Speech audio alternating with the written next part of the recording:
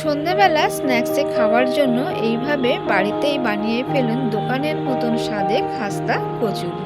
দেখতেই পাচ্ছেন কচুরিগুলো কিন্তু দোকানের মতনই হয়েছে, একদম স্বাদও যেমন হয়েছে, খেতে দেখতেও কিন্তু তেমনই হয়েছে। কিছু ঘরোয়া উপকরণ দিয়েই কিন্তু তৈরি।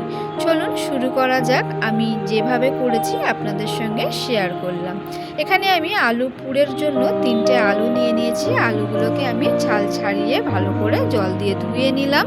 এবারে আমি এখানে প্রেসারের মধ্যে পরিমাণ মতন জল দিয়ে দিলাম, দিয়ে আলুগুলোকে দিয়ে দিয়েছি। এবারে আমি আলুগুলোকে 2টো সিটি দিয়ে সেদ্ধ করে রেখে দিয়েছি।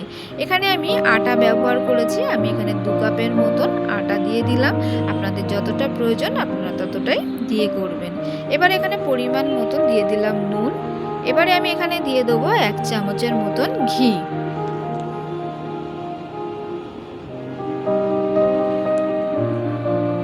ঘি আর নুনটা দিয়ে এবারে ভালো করে এইভাবে মিশিয়ে নিতে হবে।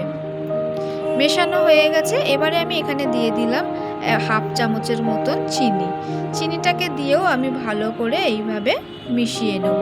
এটা যতটা ভালো মেশানো হবে খাস্তা ততটাই কিন্তু ভালো হবে, মচমচে হবে। নমস্কার দর্শক বন্ধুরা, সুস্বাদু কামড় রান্নাঘরে আপনাদের সবাইকে স্বাগত জানিয়ে শুরু করছি আজকে আরও একটি ভিডিও নিয়ে। দেখতেই পাচ্ছেন কি সুন্দরভাবে ময়ামটা হয়ে গেছে। এবারে আরও একবার আমি লাস্টে ঘি দিয়ে দিলাম, তাহলে কি হবে, ঘিয়ের গন্ধটা থাকবে।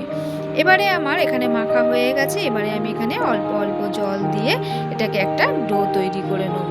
একবারে কিন্তু খুব একটা বেশি জল দেওয়া যাবে না, অল্প অল্প জল দিয়ে এই ডোটা তৈরি করতে হবে।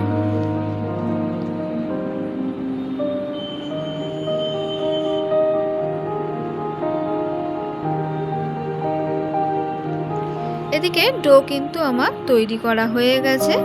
দেখতেই পাচ্ছেন কতটা সুন্দরভাবে ডোটা তৈরি হয়েছে। এইভাবে জোরে জোরে প্রেস করে করে কিন্তু এটাকে মাখতে হবে। এটা আমার মাখা হয়ে গেছে। এবারে আমি এটাকে একটা ঢাকনা দিয়ে রেখে দিলাম রেস্টে। এবারে ঢাকনা খুলে এটাকে আবারও আমি ভালো করে মাখিয়ে নেব।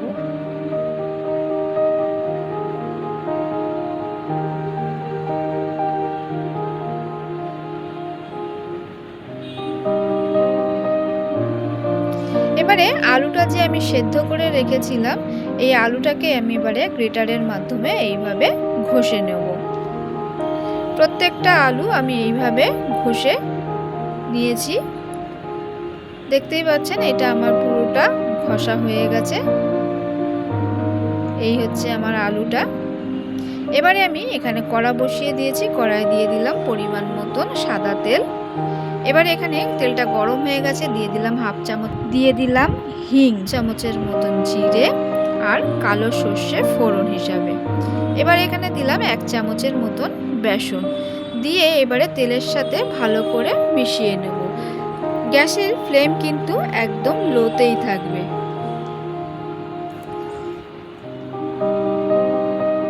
এবারে আমি এখানে দিয়ে দিলাম কুচানো লঙ্কা। এবারে আমি দিয়ে দিলাম ধনেপাতা কুচি। এবারে তেলের সাথে ভালো করে আমি এগুলোকে মিশিয়ে নেব। এবারে এখানে দিয়ে দেবো পরিমাণ মতন নুন। নুনটা দেওয়া হয়ে গেছে। এবারে আমি ভালো করে মিশিয়ে নিয়েছি। এবারে যে আলুগুলোকে আমি গ্রেট করে রেখে দিয়েছিলাম, এবারে আমি এর মধ্যে দিয়ে দেবো। তার আগে দিয়ে দিলাম 1/2 চামচের মতন লঙ্কার গুঁড়ো। এবারে দেবো হলুদ গুঁড়ো, দিয়ে ভালো করে মিশিয়ে নিলাম। নিয়ে এবারে আমি আলুটা এর মধ্যে দিয়ে দেবো। আলুটা দিয়ে এবারে আমি ভালো করে মশলার সাথে মিশিয়ে নেব।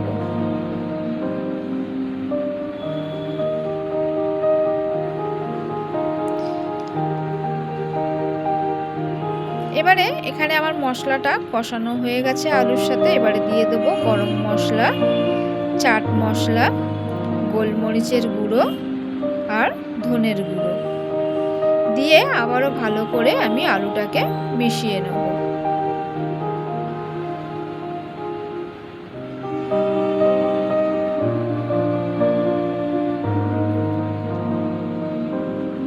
আলুর পুর কিন্তু আমার রেডি হয়ে গেছে। এবারে আমি এখানে সামান্য পরিমাণে একটু চিনি দিয়ে দেবো। চিনিটা আপনাদের অপশনাল, আপনারা দিতেও পারেন নাও দিতে পারেন, তবে দিলে এর স্বাদটা ভালো আসে। এদিকে আমার পুরটা কিন্তু রেডি হয়ে গেছে। এবারে আমি একটা প্লেটের মধ্যে নামিয়ে নেব। এবারে যে আটাটা আমি মেখে রেখেছিলাম, এবারে একটা ডো তৈরি করব।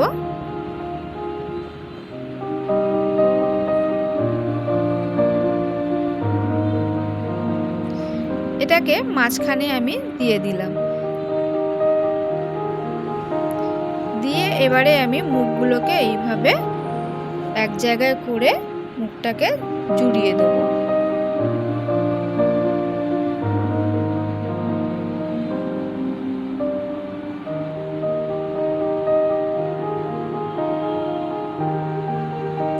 এবারে এটাকে গোল করে নিলাম। এবারে আঙ্গুলের মাধ্যমে আমি আলুগুলোকে কিন্তু চারিদিকে ছড়িয়ে দেব। এইভাবে আঙ্গুল দিয়ে দিয়েই কিন্তু প্রেস করে করে আলুগুলো যাতে চারিদিকে ছড়িয়ে যায়। এইভাবে আমার একটা তৈরি করা হয়ে গেছে।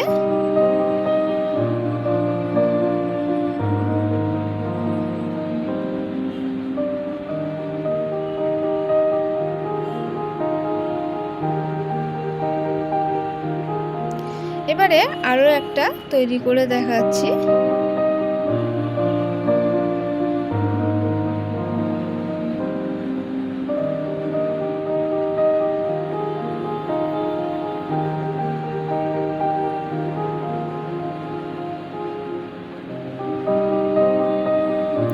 এইভাবে পুর ভরতে যদি আটাটা ফেটে যায়, আপনারা এখানে যে আটাগুলো থাকে, মাখানো যে আটাটা আছে সেটা দিয়ে এটাকে জয়েন করে নিয়েও ভাজতে পারেন।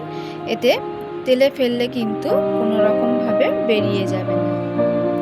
অনেক সময় হয় ডোটা তৈরি করতে গিয়ে মাঝখান থেকে ফেটে যায়। এই তৈরি হয়ে গেছে। এদিক মুখটা আমি জয়েন্ট করে দিলাম।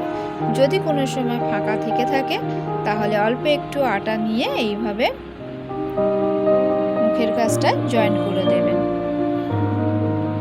দিয়ে ভালো করে মিশিয়ে নেবেন।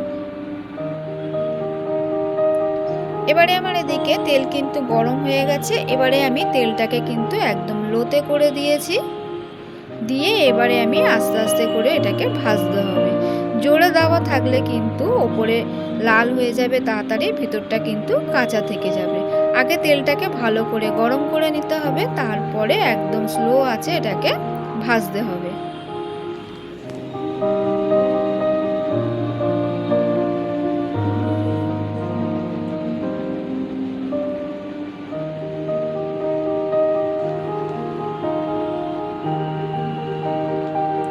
এক পিঠ ভাজা হয়ে গেছে, এটা কিন্তু হালকা করে কালার এসে গেছে, দেখতেই পাচ্ছেন। এবারে কিন্তু আস্তে আস্তে করে কালার ধরে যাচ্ছে।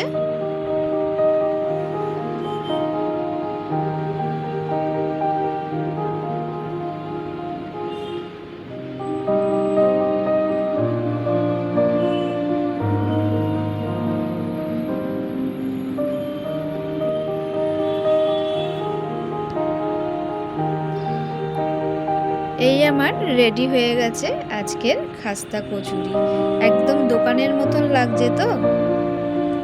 এইভাবে অবশ্যই বাড়িতে একবার ট্রাই করে দেখবেন। Thank you for watching. যদি ভালো লেগে থাকে একটা like, comment, share and subscribe করতে ভুলবেন না।